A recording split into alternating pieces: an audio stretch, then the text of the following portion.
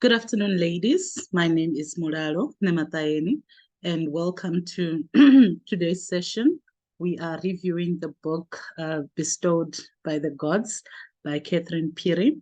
This is session 11 for this year. And the objective for today is to share our experiences of the book and also engage with the author. And then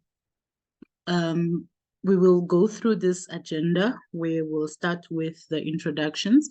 I will introduce the ECHO model, introduce Empowered Women, and then we'll each get a chance to introduce ourselves. So this is, see it as your 30 seconds pitch, introduce yourself, what you do, where you're based, sell yourself. And then the other ladies will just have to watch the recording. And then if you've got services or products, then you can just let them know how they can get in touch with you. And then we will have a conversation with the author where it will be led by Busisiwe Ngwenya. And then this will be around the writing of the book or the books because lucky enough, they're both authors. And then we'll have a book discussion. And then later on, we will wrap up the session. So for your information, we'll be recording this session and then the session will be available on our YouTube channel. So those that are not able to join in because of other commitments or any internet or technical difficulties, the recording will be available. And then by participating in this, you are consenting to be recorded. So issues of confidentiality, let's adhere to that to ensure that even those that are watching the recording get to fully understand how the session went. So I will introduce the ECHO model and Empowered Women, and thereafter we'll do our introductions, and then we'll come into the section of writing of the book, and then the book discussion. So the ECHO model, it's a partnership that we have with Project ECHO as Empowered Women. And in this, we use technology to leverage on scarce resources. And then we share the best practices and also use a case-based learning model. And then it's a web-based database where we're able to monitor the outcomes. So the ECHO model is mostly used in the health space. And we are the first organization to use the ECHO model in South Africa in the education space. And with the case-based learning, they deal with health cases. But with us, with the case, we look at the book that we're reading in that month, just an overview, the experience, and also the possible questions that we have with the author in order to fully understand their journey as they write the particular book. And introducing Empowered Women. So Empowered Women is a registered nonprofit organization working for the rights and empowerment of women. Our aim is to empower, educate, and celebrate women. We do this through a book club, and we read a book a month and review the last Sunday of the month. And we have Empowered Women here in South Africa with presence in all the 9 provinces, and Empowered Women Zimbabwe, and also Empowered Women Lesotho. And our network is over 400 women, and we are a member of the LITASA, which is the Literacy Association of South Africa, and also the Limpopo United Business Forum, which is LUBF. So to the introductions, I will start and introduce myself. And thereafter, I will hand over to you, Busisiwe, to introduce yourself. And then after, we'll hand over to Cathrine to introduce herself. So on my side, I'm Muraro Nematayeni. I am a certified financial planner by profession. I am the founder of EmpowerX Advisory Services, which is a training and consulting company that focuses on taking financial literacy education to the communities. And of recent, we are the Presidential Award winner of the Women-Led SMME of the Year, as awarded by our president last Friday. And we have done so much work within communities in terms of working with schools in teaching our children about financial literacy and making it practical by handing them the money boxes, and also going to communities, educating women entrepreneurs about financial literacy and best practices that they can use in order to manage their finances. And then we also do advice and intermediary services, and I'm also the founder of ImPower'd Woman Book Club. So over to you, Busisiwe, to introduce yourself. Afternoon, ladies, and thank you for the opportunity, President. I'm Busisiwe Ngwenya, an author, and I speak on empowerment issues and transformation. I also consult on transformation issues. I'm also a co-founder of Lippy Croc Media, which is, and President, I didn't mention this, but recently I was also appointed Vice President of the Tswane Authors Association. So in brief, that's me. Thank you and congratulations. Over to you, Cathrine, to introduce yourself, and thereafter we'll have Blue introduce herself. Hello, ladies. My name is Cathrine Phiri. I'm a fiction writer. I'm an author, a published author. Yeah, so I write fiction books and anything around fiction, but I also write other genres or other stories that are not fiction. Thank you. Blue, you can introduce yourself.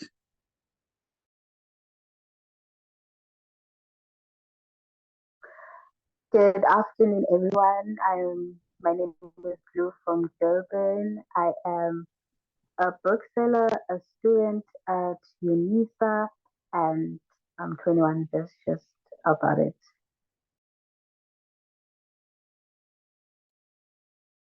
Thank you, ladies, for the introductions. And then now we are going to go to the next session, where it'll be a conversation between the author and you, Busisiwe. You can take over, give us the overview of the book, and then have the conversation with the author, and then we'll come in and continue the conversation. Okay. Thank you so much, Molalo. So the book, for those who might not have read it yet or who are still reading it, it's a love story between Zanda and why am I forgetting his name? Ngaba. And it's a love triangle because she falls in love with a prince, but the princess had already had princess chosen for him, but where issues of the heart take over, some people tend to follow their heart. So, but I think as we talk to Cathrine, we'll then unpack the book. So just to get the story going, we'd like to just find out from Cathrine, who is Cathrine? And how did her writing journey begin? So that then before we get into this Bestowed by God itself, let's just find out who's Cathrine and how did her writing journey begin. Hi, Cathrine. Hello, Busisiwe. So I started writing in 2014. That's when I started writing. But then at first I didn't know anything about writing or what it is to be a writer. So it started with me creating this world in my head because like when I was growing up, things were tough back at home. So I would like create this world in my head where I would take it as an escape to say, okay, in my head, I'm this girl, this beautiful girl who's the president's daughter, something like that.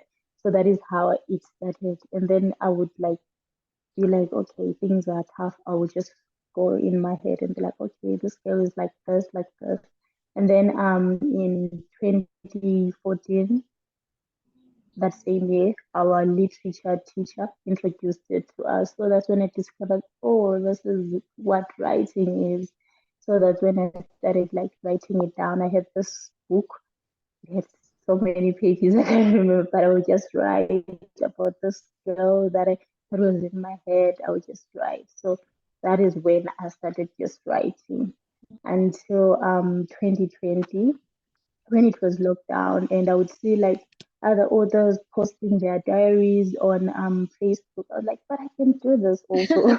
So I was like, okay, let me just post this and see how it's gonna go. I don't know. I mean, I also do this, so let me just do it. So I just posted this first chapter and I switched off my phone. I was like, I'm gonna run away because I don't know what people are gonna say or how they're gonna respond. So I just like closed my phone for the rest of the day. And then later on in the day, I went on and people were happy. They were like, we want more. What is this about? I was like, okay, so this is actually a thing I could do. So I think that's when my writing career began. And since then, I've been just writing. Oh, wow. So that's an interesting background because I mean, most people they will tell that they've always had this inkling that they want to write or they've got stories inside them. So for you, it's just something that came because of the circumstances where you were, I guess, kind of like channeling things and you began then to form stories and go into your own world and create stories from there. Um, that's good to know because that's how we get to know how characters get formed, I guess, by an author. And just to follow on that, then what is your writing process? I mean, how do you develop your characters? Is it something you dream about? Is it something you read about? Something you see, you research? How do you do your writing?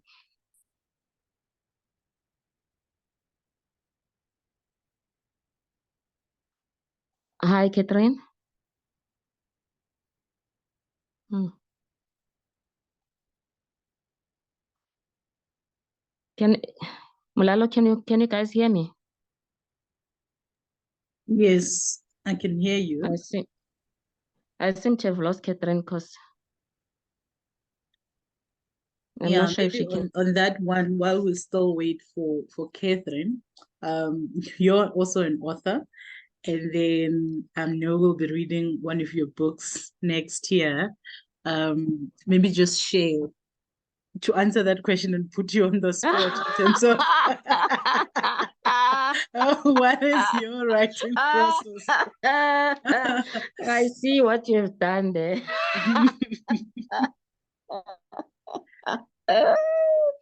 And then, Catherine, Okay. when you are able to hear us, you can let us know and then jump in to answer that question. I'm sorry, I think my Wi-Fi is cracking. I'm sorry, I didn't get the last part. Now I was being put in a corner and you saved me. You can I ask her the lost you there question. for a second. Okay, but no, I was asking about your character development to say, how do you develop your characters? How do you come out with a theme or a story? Okay, so for me, when I'm coming up with a story, for me, it is the title. As long as I have the title, then I have the story. So I just sit down and be like, okay, infinite love. Like, what is infinite love? And then I just like, okay, it'll be two people that love each other unconditionally. And then from there, I sort of build up a story. So for me, it is the title. Give me a title and I'll give you a story. So that is how I created Bestowed by the Gods because I was like, I want a story where two people who love each other despite what is thrown at them, despite what the society thinks or what everybody thinks, but just two people who love each other unconditionally. Oh, so it's kind of like you are being led. You get given a title, and then from the title, you just let your imagination run wild, and it will take you wherever it takes you. Yes, so I don't like plan my stories like other authors they write. They'll be like, okay, there'll be character A, and then character A does this. So I sort of just let the story write itself, no matter where I go, but I just write. Yeah, I like that because it gives you freedom to just flow, and then you'll edit and review when you Yes. get to that point. Yes, and then coming to the book now. I mean, concerning Zizi, Paul, Ngaba, and Zanda. Which part of the book did you find the most difficult to write? I found the most difficult for me was Ngaba's character because um he's a prince and he's expected to be the strong man, those standards society has on men, and then Ngaba is this, I wouldn't say weak, but he's I don't know how He's to in put it, touch with but his he was, feelings. I think, for me, I yeah, felt that he's not, something, he's not your something that typical men male. are sort of are sort of not allowed to do. Like, I mean, if you notice, I tried to run away from this current, I used like a village, and I had to create my own village, like from my head, because I didn't want to use somebody's village, and then somebody would be like, no, but there's no stream in our village, so I tried to avoid that. And then I tried to also avoid, I tried to avoid like religion, because I was like, Christians are gonna come for me. So I was like, no, let me just That's use true. God. Yeah, God's yeah. way. No one will say, no, but we don't do this. So I was like, let me just do my own thing where no one will question me. Gaza was just a made up village with their own made up rules and their own made up customs, but at the same time trying to keep it as real as possible. Yeah, make it relatable, because I mean, at the end of the day, a love story is a love story. It doesn't matter where you put the characters. And as the president also reminded us that we are now in the 16 days of GBV. So some of the sub-themes that are coming out of the stories, things that we can relate to, regardless of whether you're in a village or in a city setting. Yes. Yeah. So which part of the book would you say you had the most fun writing, and why would that be? I enjoyed writing Zizipo's character because I love trouble, and Zizipo brought the trouble. I loved her. She brought the drama. She was like, "Oh, I'm meant for this prince. This is what I know. I don't care if he doesn't love me. I don't care what everybody says. Mina, I was born for this man. I was raised to be his queen, and that is what I'm gonna be." So I just love. But Zizipo is quite a character, though. Yes, I love Zizipo. And as much as we blame her, Wuti, why are you shoving yourself on a man that doesn't love you? But that's what she knows. That is what she grew up being taught. It was okay, a wife must do this for her husband. She must have on things like that. Yeah, and again, it brings another interesting aspect for me that in that kind of setup, well, even in the Muslim setup, but although I guess in the Muslim setup, you do know who has been chosen for you, because she didn't even know what the guy looked like. She just knew she was promised to this person. That's quite something. Mm. Yes. Mm. And they have And never made. yes. And then looking back, I mean, are there any aspects in the book or characters that you feel maybe this I could have, and I know once you write, personally, once I write, I close the book because I don't want to be second guessing myself. But you look back and say, maybe I could have written that particular aspect like this, or do you write and you're done and you move on? I feel like on my side, when I was like talking to my editor, we were like, this book, it needs something. Like, when you're done editing the book and you feel like it's missing something. But then we were like, nah, let's not make it too perfect, because if we try to perfect it, we'll end up ruining it. Maybe this is how it's meant to be. Let's just leave it like that. Even though we felt with, no man, there's something that's lacking, because we had the drama, we had the love, but there was that thing that we couldn't put our hand on. But we were like, you know what? This is how I wrote it. So let me just deliver the message how I wanted to. Because if we start looking into the littlest things, that's when you start ruining things. Yeah. Like, no, let me fix that. You might even take Yeah, away well, the essence of the book. Yeah. yes. Okay, before So I open it up, because I think my 15 minutes is over, there's just something that I was curious about. Because when you look at the style of writing, I mean, I've not written your other books, and I'm sure you just tell us about them, but I find it interesting that you managed to keep the book clean, and by that is that normally when you read these kind of books, there's a lot of swearing, and the narrative tends to follow that way. So for me, it was like, this is a breath of fresh air where you're reading, because most of the genre that you read, especially from home, that is around the style of writing, it does tend to have a lot of swearing. Just tell us about your style of writing a bit, maybe just in relation to this book. Okay. In my books, for starters, I try to keep it simple in terms of the dialogue and the wording so that everybody can read, There could be that older grandmother that's like, this is a nice book, I want to read. And then there are big words, like they don't know what they mean, they're just reading. So I was just trying to accommodate everyone. And I tried to keep it clean as possible because um, my audience starts from people who are still in school to older people. So I just want them to read something, even when a mother buys my book for their child, they won't be scared. They are fixing, even though they are in some books, but that on this one, I was like, let me keep it clean, For somebody who'll be like, okay, this is a nice title. Let me just buy it for my grandchild or for my child or for my mother or for my dad. And then they will be like, they won't be scared of but there's that scene that they're Yeah. gonna read so I just try to accommodate everybody and also keep it simple and keep it clean for everybody. Yeah, no, I really enjoyed reading it because, as you say, it was just flowing and easy and I say, I mean, at times you read some books, you feel like I can't share this with my mom. So this is the kind of book, as you say, Yeah. that you can share with just about anybody. And ladies, I'm gonna open up for any questions that you might have or any comments, because I don't want to talk Cathrine all to myself. So if there is any comments that you may have, because I have a lot here. The one thing I also saw, I feel like Xander was self-sacrificing a lot.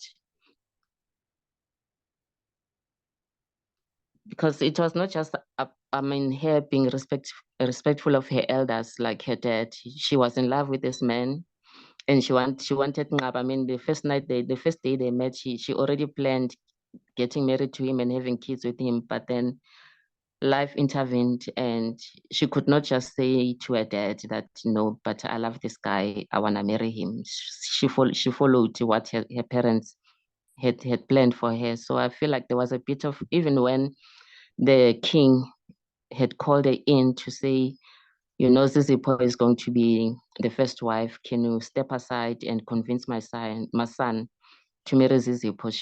She sacrificed herself even there. But of course, we know that there could have been consequences in defying the king. But still, I feel like she was self-sacrificing a lot. Yeah, I also feel like Xander had it rough, if that's the correct word. She had it rough because like she's the one that was in the hot spot, like the king, her parents, and it's like she was defying everything, going against everything she believes in for this man that she loves. And I feel like Xander is that little girl in us every time when we meet a guy. I don't know if I'm just delusional, but when we meet a guy that you like, it's like, our wedding, imagining the whole thing before everything. I think she's a little bit part of me. I was sharing bits and parts of me in Zanda because I'm also that one person that loves hard. I don't know if you understand. I love hard. Like I would You go do all in. anything for love. I would catch a grenade for love. I'm a lover.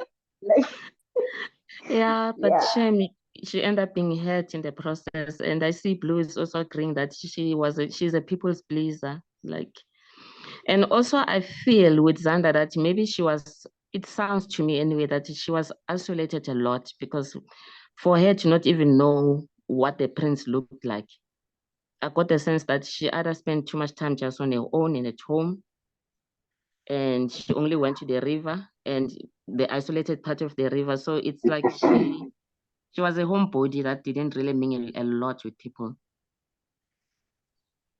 yeah. Yeah, I feel like I think, oh, sorry. yeah, you can speak. Yeah, I think so too because and she was like time managed because to get water from the river, go home, like put on the fire, then cook, so I think she didn't have a lot of time to like be with the outside world or grow up to be a girl and like play outside. She was like, also I think it's the parents and the era that Cathrine was writing from, like the olden era, because like she Uzanda has siblings, but it's like she did everything. Or maybe I didn't get the other characters because she was the main character. Like she did everything. She went to the river to fetch water, and then she had to cook, she had to clean and do like everything was everyone was depending on her. And then it's like she always had to be perfect. That's how I feel. Yeah, that's true. Okay, our president is saying, listening to you, when you said you love her, she wonders if you are married to a prince yourself. No, I'm not married and I'm not in a situationship. So, Mrs. President, if you have that brother, please. Also Okay, grow up. I guess you have put out your wishes through Zanda to say this is the kind of man I wish I could have. Yeah, as I said, like Zanda is sort of part of me. Now I'm a homebody. Like my life is like it's straightforward. Would I do this? I do that, and that is what I know, and that is I don't know. That is it. Like I go to work, I come back, I write, I sleep. Same thing tomorrow. So I think I was like writing Zanda. Yeah. Yeah, we get you. I've Okay, read ladies, the any book. questions? No, I just wanted to come in and say I've read the book until the end. So this thing, Yoti, if you have a brother, arranged marriages, the king at the end was like, this thing, yeah, arranged marriages, is not gonna happen anymore. So I'm not gonna help you there. But thank you very much for giving us this book. It was my first time reading, not my first time because we've read um was Sekile's book. Yeah. Yeah. So her silent screen. So for me to follow that love story, it reminded me of her book. And then just reading this, it was easy to read. It was relatable. I was also able to see parts of myself in the book, and it also brought beautiful memories. So aspects of the first kiss, I had to like go back a couple of years back, and I was like, okay, I remember how mine happened in a park, those kind Tell of us things. more. I'm like, my husband is listening from the other room, so I can't go into the details. But I think it was easy to relate to say, okay, there's this aspect, though I'm staying in the village, there's other things that we don't do, like going to fetch water, but I know other people in our village do that. So it's something that one could relate to and see as part of a day-to-day life. I loved the character of Mayibongwe and what he did at the end in terms of just cashing in on all the cows and running away. I was like, smart move. Because I knew Yeah. they got the refund, yeah, Lobola.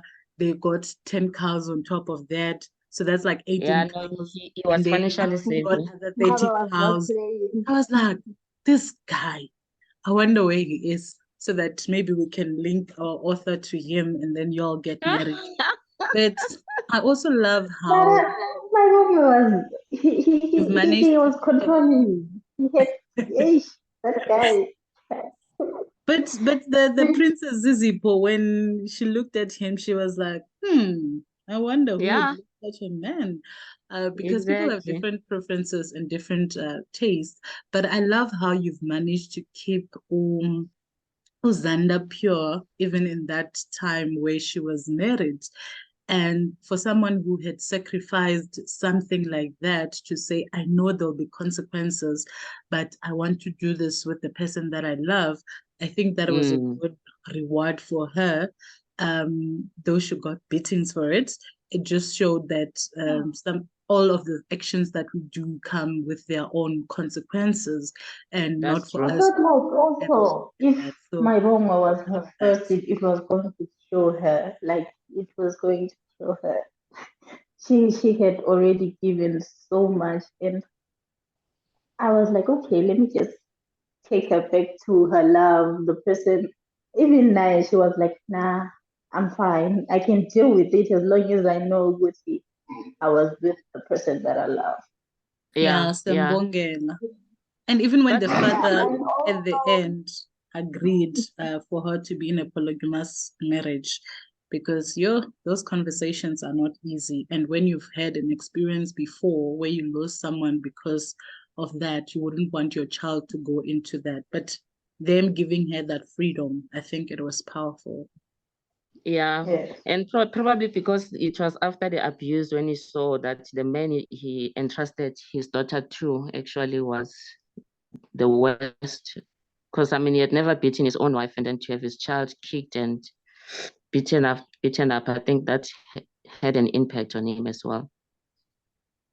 Yeah, and also for it, right, if I could go back to my bongo, after he would like beat her up, he would always blame her and be like, Yeah, you made me to do this.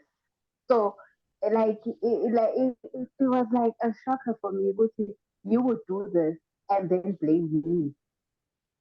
Even but way before. that's how most controlling men are. Because well, controlling people, that's how they are. They always blame the victim. So you end up in this perpetual, yeah. Because had you kept her in this relationship longer than she stayed, I think he might have killed her or something. Yeah, because like you would just like flip out and shit out of the blue. Mm. But funny enough, now also, now that Mulalo was speaking, I could actually see Zizipo and Maibongo because their characters, I think they just Maybe that's where she went. Yeah, that's her child. they were meant for each other. With my mom. no, Zizipo was on another level. I mean, her independence was because even Ngaba, if he was the violent type, I think he might actually have hurt him. Because she was. Yeah, she will challenge him and you know, she poked and poked. So some men Yeah, don't like over independence. Yeah, they yeah, don't like that. they And don't Mm, like nice is that. because she was too much. She didn't take a no. not at all. She was over the top. She was like, "You are my husband." That is what they Yeah. say. So That whenever you was are her my fight. You know, everyone could say anything. Her fight was Oksala. You're at the end of the chain. bottom line.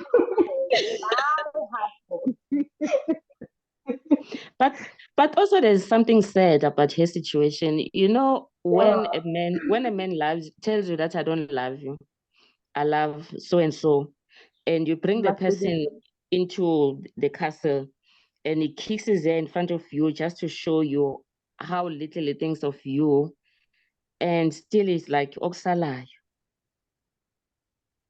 Yeah, she was Yeah, I like, think that.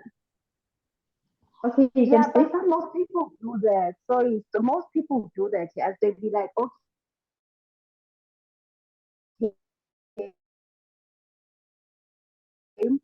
we won't judge if you've never been in that situation. But someone would be like, okay, you can go the side trip, but he'll come home. At least he's coming home. They'll be like, at least they will have that. To them, that decency of him coming home is respect to them. Some women do that. They'll be like, okay, at least he came home, and he's my Yeah, and husband. that's true. And that's why we stay in places that are not well for us because you like babantwana bami, you know, my children's father. So he came back, he's supporting us, even though the situation is not good for you. Another aspect I wanted us to look at is the issue of patriarchy because it's quite strong in the book. but also we see the women supporting it, because at times, I mean, patriarchy to just be the king and Xander's father, but even the women, because the grandmother was aware that Xander is in love with the prince. The mother knew about the relationship even before the prince got married, but they just kept quiet. And like the father of the man of the family has spoken, and it shall be like this. Yeah, in their like village, like the men had the higher power. If you notice, like girl children were not allowed to go to school after the 7th grade. So after the 7th grade, they were like groomed to be women, and it's like their whole lives revolved around men. If you remember when Xander said, I would never talk back to my father or any man because it's forbidden, like it's not allowed. And like there's so many things in their villages had death as a penalty. And if you notice, most of their laws were oppressing women. That's why in the end you see Ngaba saying, right now we're trying to like women to also have rights, women to also further their education, and also whoever like lays their hand on a woman, it should be a crime because it shouldn't be like that. Because I mean, it was disturbing to see that, okay, fine, Xander's mother eventually intervened, but it was almost too late because that man. Yeah, she almost like lost her daughter. Like if Ngaba hadn't like gone to look for her, that man was gonna kill her. He was gonna kill her. And in Uzanda, why she didn't want to go back home. She was like, it's better I stay in this abusive relationship because if I go back home, remember when she said to her father, Wuti, he hit me, and her father was like, what did you do? Yeah. That was the first question. He was like, what did you do? And then her mother was like, you know what, enough. My daughter is not, you would have to kill me first. Yeah. My daughter is not going back to that man. And I also felt that part when she was like, no, like not with my child. I also felt it. I feel like also our mothers need to defend us like that. They know our situation, but sometimes they'll be like, no, because they love to be fine. Yeah, knowing that the situation is not a begezeling situation. That's true. Yeah, we need them to be like, you have a home, you can come back home anytime you want, Okay, there was a question here to say, has any of you, excluding me, ever been in a love triangle? Why are you excluding yourself? I'm just facilitating the discussion.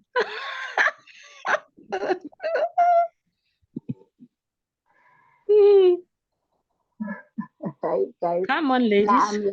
So, guys, come on.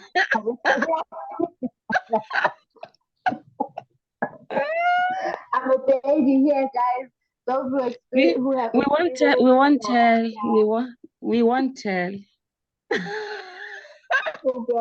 The session is being recorded. But you are most welcome to share.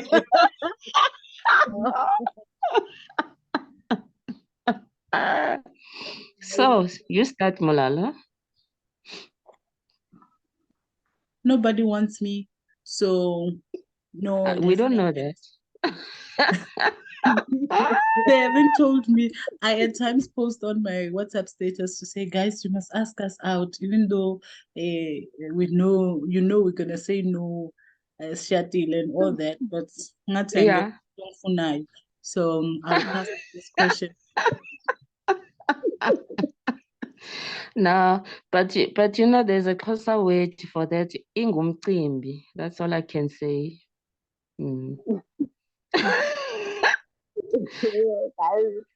A triangle is too much work.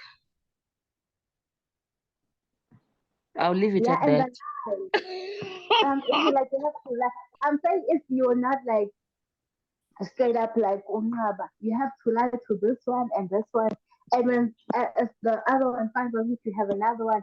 No, it's the lies. No, it's too much of work. Yeah, imagine then when they were both pregnant at the same time, and they oh no. Oh, it was too much. Yeah. So no, I mean Yeah, there are in the people who can book. handle it, but no, it's too much work. It's too much work, to be honest. But So also, I felt like Unqaba was hiding behind Uzanda. Uzanda was doing most of the fighting, man. Unqaba yeah, was like, I don't know. It's like, Unqaba, I wanted to punch him. He was like, I don't know. I love her. Go talk to your father. Like, he's like, but even Portia was like, dude, man up. Because like, yeah. Initially, I mean, you remember even the father telling him that, oh, he said you're people will weak. think I'm weak, and he was like, yeah, you are weak. But then he was soft in a good way, but there are times when we needed him to be a man.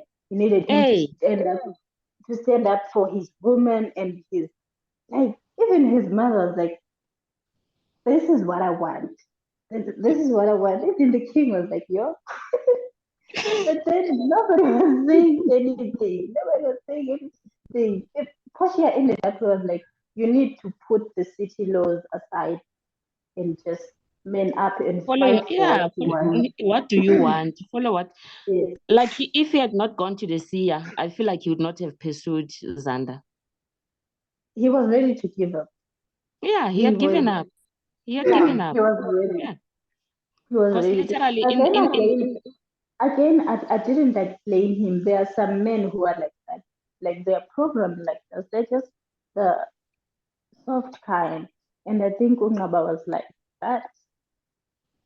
I think he was just yeah, the soft kind that was in touch with his feelings, and nobody, everybody expected him to be this strong man, and the standards that they wanted in their villages to be like a man is a leader, a man this and that. But then they took him to the city where he learned new things and rights and all that. So I think it was messing with his head. yeah, he was conflicted.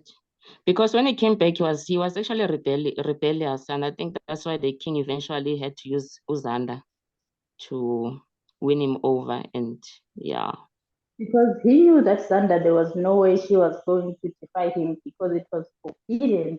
Like, mm, talk back to a man.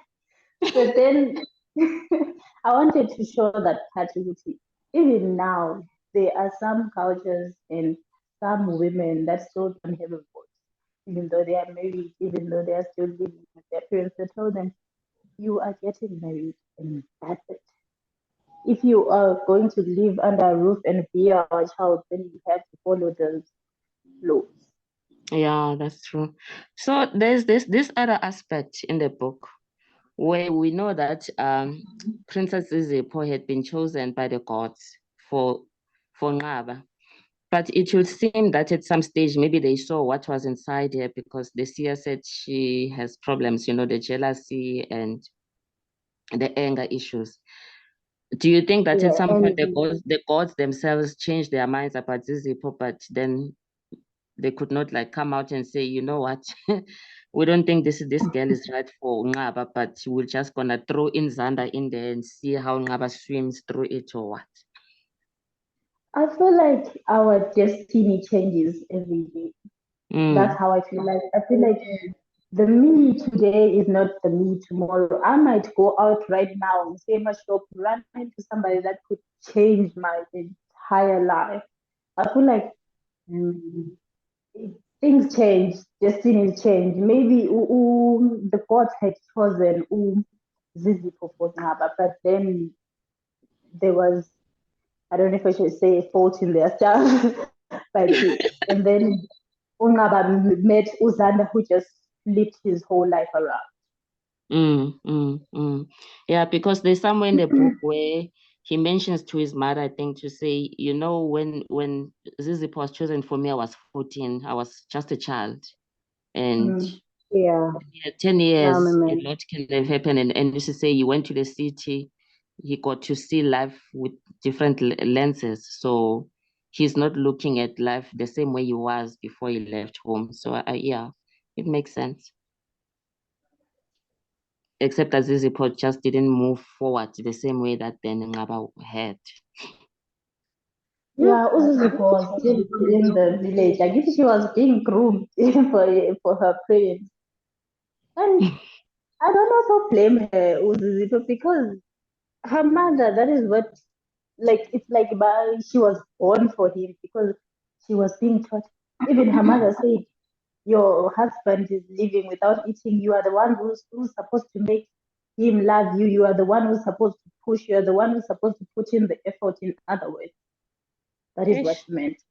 Come on. So even if she said he doesn't love me, she said you have to make him love you. Like it's a woman's job to to make a man love them or something. I mean, Ongaba straight up told her, he was like, I do not love you.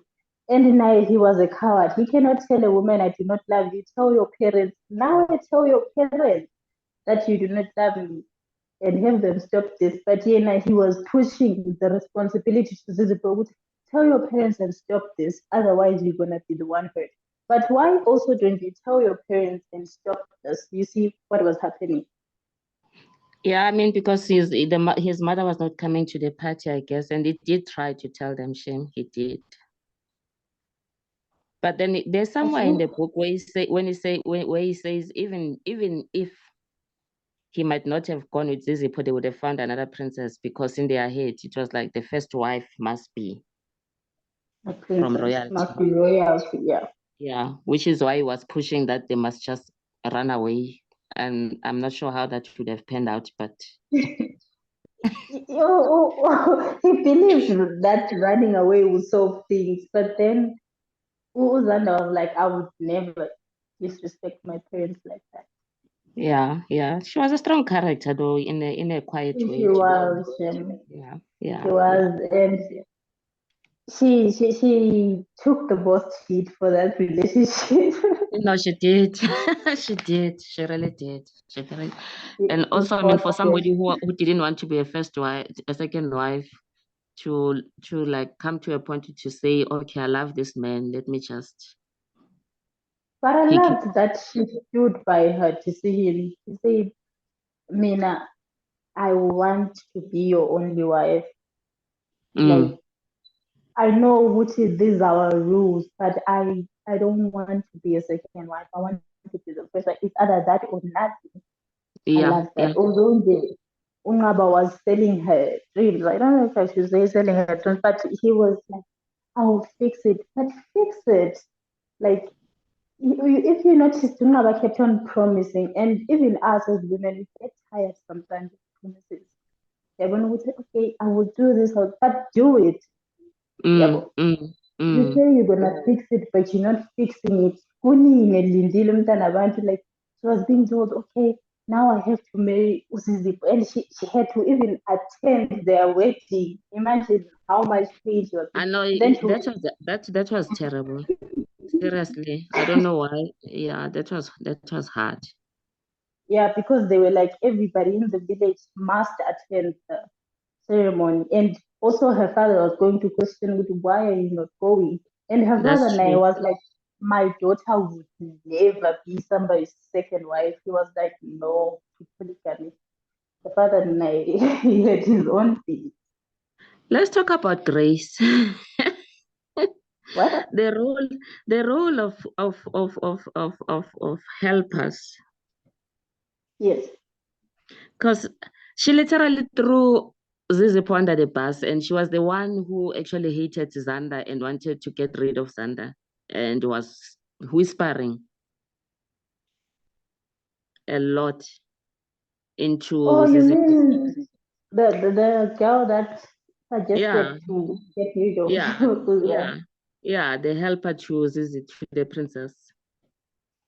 Yeah, I feel like we also like have those kind of people. I feel like, why do you allow yourself to be treated like this? Like, do this, I think we all have that one person whispering to us, no, don't allow people to treat you like this. Oh, I have a solution, like she did. So like, I know somebody that can help you get rid of this girl.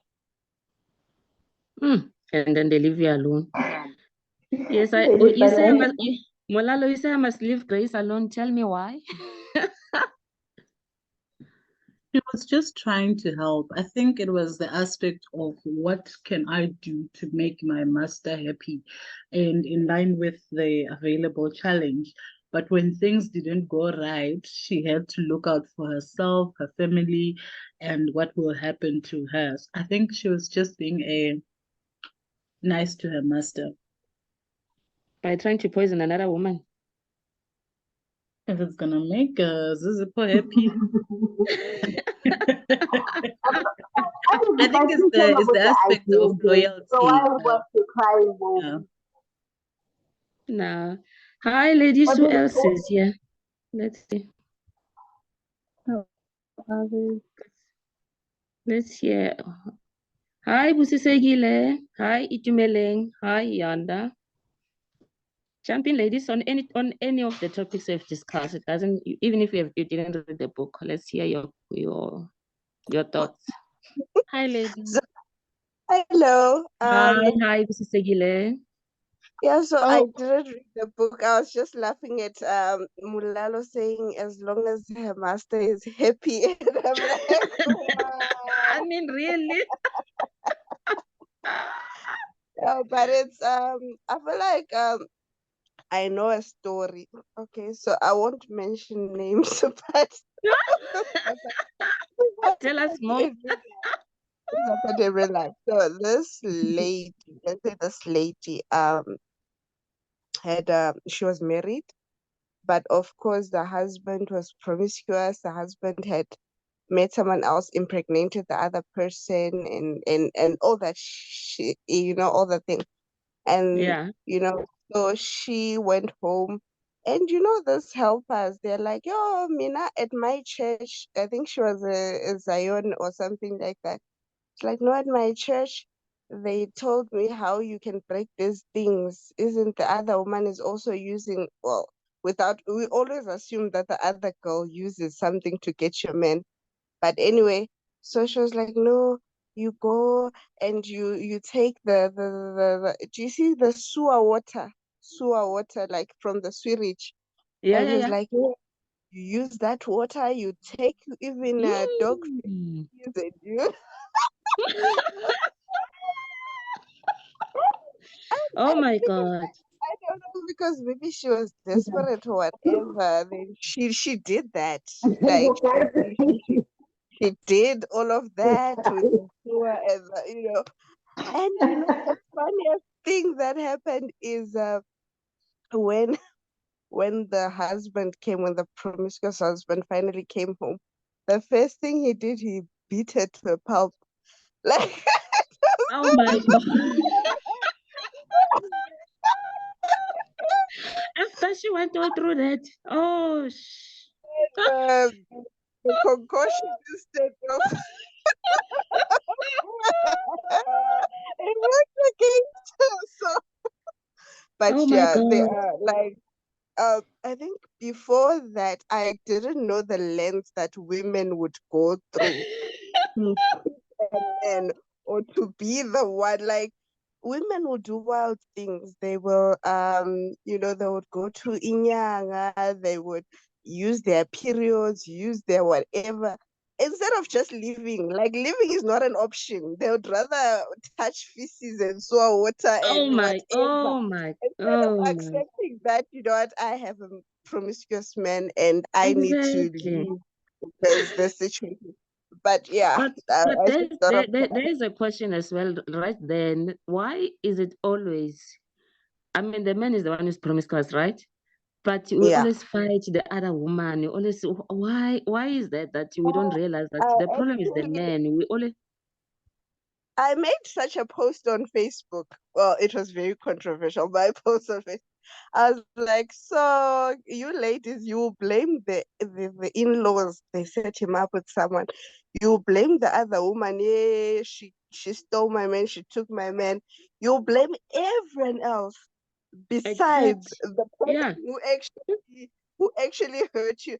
And you know what the consensus was because, well, if I blame him, then I can't really go on to enjoy his I was like, I cannot argue with that logic. That is not. I was like, okay, let's close this topic, ladies. I Oh wrong, no. Ndimo wrong, or Akimon. No, we need prayers, with that oil, anointed oil. Yeah. Okay, Molala is asking, what are you saying? Do men ever do that for us, for love? Hmm. Well, I mean, there have been stories reported, but not as in women. But there are some men who go to extremes to fight for their women. But yeah, nah, most of them they'll just leave you and move on. To be honest, and they will actually make friends with the other dude. You will be left just by yourself. To be honest, that's my view. Most Yo, men will want. now I must be a dude here because hi ladies. Hi. Because while I was still married, like there was this chick that was working with my husband. Apparently, they were having an affair, and she was so bold, calling me during the night and what and what. And then eventually, I decided to go to her place just to talk as ladies. I've never done that ever, but I wanted to talk to her face to face because I felt that my husband is lying to both of us. Girl, after the talk, we ended up giving each other tips on how to stop breastfeeding our children.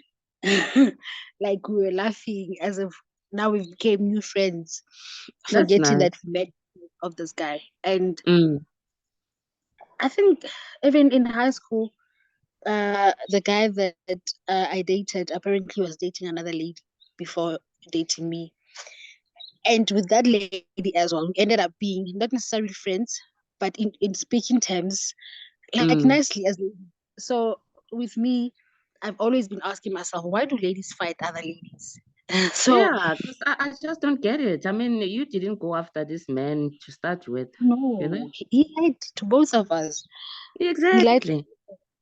yeah. Mm. Yeah, no, I've always said I don't want my face scratched, so that's why I don't put myself in that position ever. Mm. Mm. I love Sure. my face too much. The other thing is,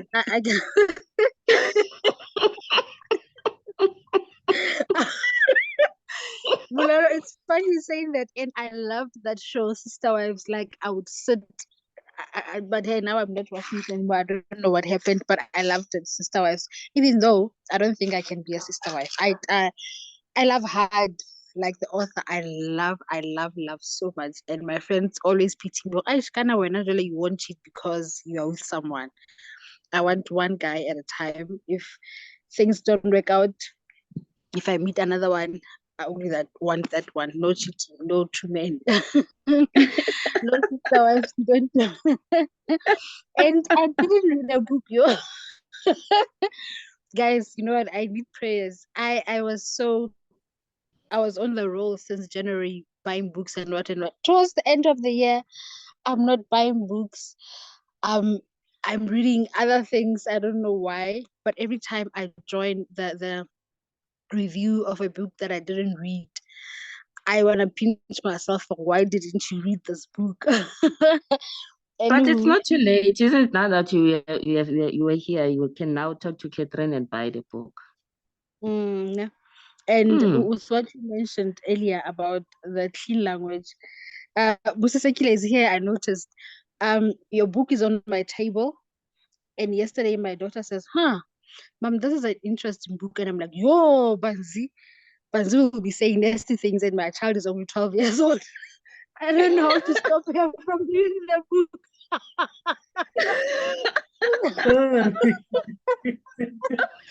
She says, "I'm loving the book." Oh, wait till you get to the point where Banzi and the girlfriends are talking. I don't know, should I hide it? What should I do? So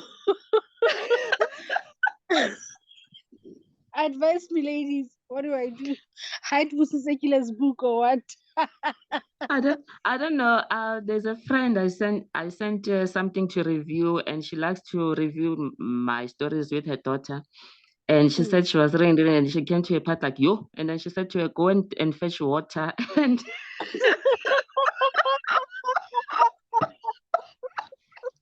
And when the daughter came back, she was like, no, we're done for the day, my baby. Yo, Busasekila, you see how you make it life difficult for us. So I don't know. So You'll when find you a guys way to Belen. So when you were talking about clean language, I was like, yo, thank God, one book that I can actually leave my daughter with to read, because this one, easy 18, no children allowed. Yo, no. But hey, ladies, you inspire me so much. I was telling Busu Sekile when we were at the conference that I've been writing poems a lot, but now I want to change maybe to a novel or something like that. But I'm so uninspired. And I remember that she said to me, just start and don't stop. Every day, make sure you write something. And Mrs. Sekile, I'm doing that, even if it's one line. And believe me, I'd be saying, okay, doing just one line. It turns to 4 or 5 lines a day. So, Yeah. yeah, I took your advice. Write something every day. Don't stop. Once you start, stop. Yeah. Yeah. Thank you. No, thanks, Mr. Segil. Enjoy your guest. It was nice being with you. Catherine, are you still here? Sorry, we took over now and Yeah, I'm still here. I'm laughing. That's why my mic is off. I'm listening to your stories and I'm laughing my head off. So I was like, yes, I'm gonna end up cough laughing. Let me just, please just laugh behind the mic. I have a question. yes, Malala. When we finished reading the book, there was things that Ngaba was saying that are going to change in the village. I posted on the chat to say, Ngaba said we could study further, and as of us now, are we furthering our studies? And just curious to find out what y'all want to study next year. And not just about studies. There were things around marrying the person that you love.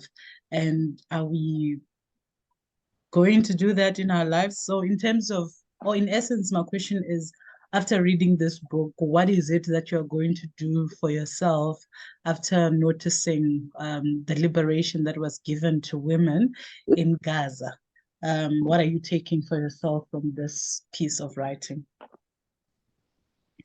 Okay, Francina says that she enjoyed being part and inspired, but she has to leave. Okay, Francina, thank you, goodbye.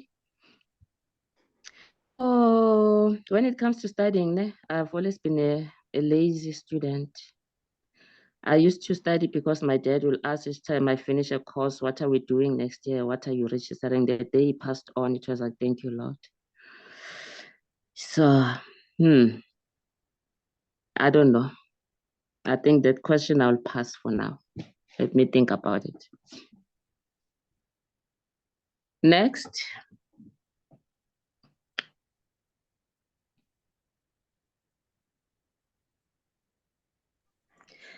Maybe what I will do is because I'm writing a mini memoir, not about, I'm looking at a certain aspect of my life. So I'm doing a lot of research. So maybe I'm not studying as such, but a lot of research around writing a memoir. So that's what I'll be doing personally. I for one, I'd love to be studying what is this, communication science and psychology. However, I'm still waiting for UNISA to tell me, okay, which course I can go to. But that's what I'd love to study. And so definitely next time I'm reading something. Like I said, I'm waiting for an email from UNISA and find out which one the will think it will be best for me for this year, for next year. And studies, ne? I think I want to go into script writing as well. I love arts in a form of boma directing yana, boma producer. So I think I should study the script writing things as well.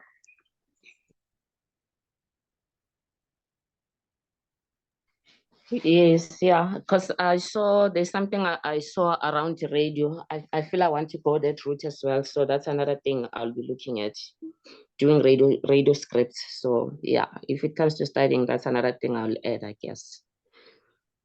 Cathrine Blue. My side, it's not something that I've thought about this year. Or hey, in school we fought. But if there's something that I would like to do, maybe it's just to perfect my writing skill. Yeah, that I would maybe love. Okay. Malala, I think my hour is over. Thank you for the opportunity. And Catherine, it was lovely chatting with you. I'm not losing the discussion. I'm just saying I think my time is up unless I'm told I can carry on. Thank you very much, ladies, and thank you for the discussion. I really enjoyed hearing different parts of the book, and also just now bringing it home to say, after we've read the book, what is it that we're going to do for ourselves? Because I think that's a critical aspect of this discussions, to say, at the end of the day, we read the story, but what do we learn from the different characters? What is it that Uzi Zipo was doing that I've learned that I'm never going to do again? Or I am, when faced with a similar challenge, I will choose a better route. Because for example, just talking on Zizipo, there's things that she did that I'm like, I wouldn't do that. Why would you go and fetch her and bring her here, which is closer? And why would you go to her husband who my Mongwe, those kind of things where at the end of the day, the essence of, or the reason why we read these books is to say, how can we make our lives better?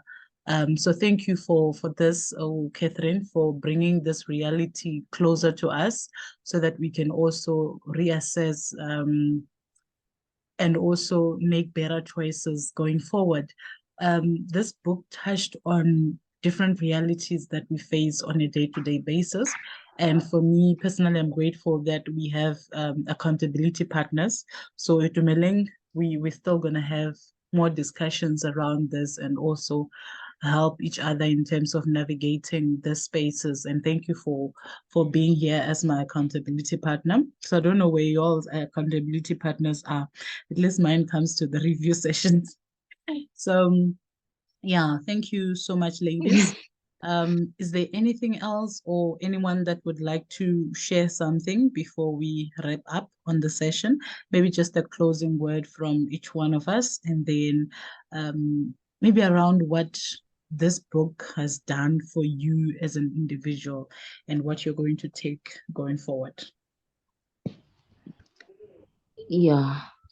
No, I think it makes you question things, well, see things from a level of saying, how far do you take respect, for instance, maybe for your parents or for your elders, where it might eventually mess up with your own life, your own dreams, your own wishes. Because, for instance, the fact that girl children could not even study further, and you might find that maybe some of them did not even want to get married or did not want to get married as quickly as possible. They might have wanted to do certain things to improve their lives, but because that was just the life in the village that you reaches this certain stage and you get groomed to be somebody's wife. And what does that even look like? Because to me, it also sounded like they just prepared you to be maybe good in bed, how to satisfy him, how to cook for him. But what about your own needs? Or how did they, it doesn't seem to me like they also taught them to say, how would you expect him to reciprocate? It's like he's the man and you are just there to serve him. So, there were lessons to say also, if you love somebody, what are you prepared to sacrifice in the name of that love? So yeah, thank you, Catherine, for the book. I enjoyed it. Who would like to go next? Your comment just reminded me of our very first book that we read in 2019, The Alchemist, where we're saying the dreams of the woman were not captured on that book. She was just there to wait for this man. So similar to what is happening here. Who would like to share their closing thoughts? Mrelo, I'd like to say thank you so much for this platform, because as you were talking, something came to my mind with the books that I've read already. others, even now, with everything that happens in my life, I refer back, and I don't work hard to go back. The book just pops into my head, or this is what you read there. This is actually what it was talking about. So I get to practice a lot of things that from the books that I've read last year or January or like whenever. So sometimes after you've read the book, you feel a certain way about it and feel like this is the changes I'm going to make. Um, not realizing that sometimes 6 months down the line, you learn something new from the book you read 6 months ago, or you realize something that you read comes to life later on. So I think by that, I just wanted to comment and say thank you for this platform, because even though sometimes I do participate in the reviews, even though I didn't read the books, but from your statements, from everyone's review, I get a lot from the book before I even read it. So it makes it easier as well for me to read. Not saying I won't read books. I promise very soon I'm starting to read with you guys, but uh thank you for sharing and making it so simple already before I read it. And thank you, Catherine, for the book in advance. For me, I think that whatever is meant for you will always find you. Even though the story is talking about love and how Ungaba and Zanda overcame their things, but personally for me, if I like switch it and make it go like on what I'm feeling, like whatever's meant for you will always find you. No matter what happens, you might feel like you've forgotten, or like your year is not going the way you planned it. Like maybe some things are not going okay. You feel like you're trying to do this, you're getting pulled from side to side. But whatever is for you will always find you. Like you're not forgotten. It will always come back to you. That's what I took from the book, and thankful to the author. It was National Stories, and I've read all her books. This is her fourth offering. So I've read the last three because this is the newest one, and also this one. So her stories have been with me for a very long time, and she's a great author. Just to add on top of that, like she's very good. I've seen the growth from where she started, and now 4 books later, published author. Like more than anything, I'm just so very proud of her. Thank you. Over to you, Catherine. Okay, I would love firstly to thank you guys for reading me and my thoughts and actually enjoying it. You know, it's the best feeling to have somebody read your work and actually like it. You know, it's not everybody that would like your work, so it's actually nice to have some people that read and like it. And I'm also happy that even though I don't write for educational purposes, but every time somebody is able to grasp something from my stories, because Mina, personally, I write for me. Like I enjoy writing. So as much as other people read and enjoy it, but it all starts with me because I also enjoy writing. So yeah, I'm happy that you guys read and you guys enjoyed the book. Thank you very much. Thank you very much, Catherine. And on behalf of the entire Empowered Women community, thank you for raising your hand, and thank you for allowing us to read your work. For me, it was the first time buying a book on Amazon, guys. So I haven't downloaded the Kindle app, and then it was easy to just page through it, and then it tells me what percentage I'm on, and then how long it's going to take to finish the chapter. So it was something new for me that I needed to Yeah, learn. I And thank clapped you. twice. I know. Sometimes we're just scared of trying those things, but thank you Exactly. for Yeah. making it easy. And my first book on Kindle being an enjoyable experience. Yeah, so as a way of wrap up, ladies, So there will be a feedback link. Yeah, we'll share it on the WhatsApp group platform as well, just to share how you've experienced the book review session, and then anything that you would like us to change or to add. We'll work on that feedback. And then, why is it saying October? Okay, our December read is A Return to Love by Marianne Williamson. So that's the book that we're going to be reading in December. And then our review is going to be on the 17th of December. So yeah, some of us don't know this lady whose book we're going to be reading, but there is this piece of writing that is attributed to her, which says, "Our deepest fear is not that we are inadequate. Our deepest fear is that we are powerful beyond measure. It is our light, not our darkness, that most frightens us. We ask ourselves, who am I to be brilliant, gorgeous, talented, fabulous? Actually, who are you not to be? You are a child of God. Your playing small doesn't serve the world.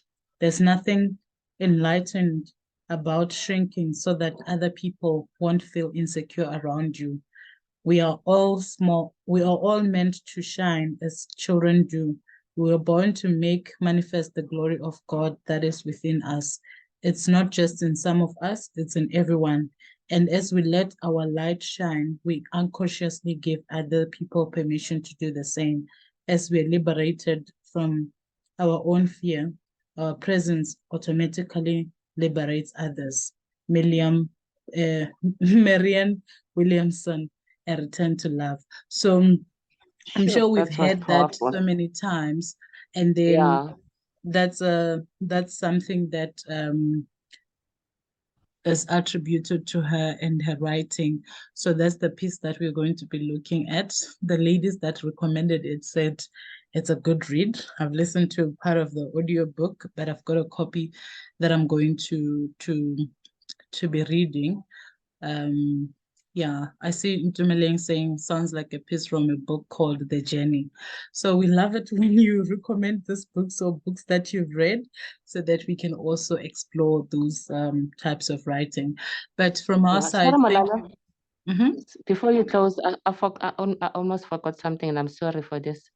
It's Catherine. I forgot to ask whether you had prepared something to read for us, a passage or something. I'm so sorry. So sorry.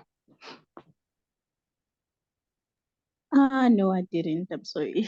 I Okay, no, didn't. that's good. No, it just popped that at times we take things for granted. So no, that's good. Thanks. Thanks, Malala. Thank you so much, ladies. You can follow us on social media. We're on Facebook, Twitter, LinkedIn, YouTube as ImPower'd Woman Book Club. So just a few announcements. We are doing a social media campaign on the 16 days of activism.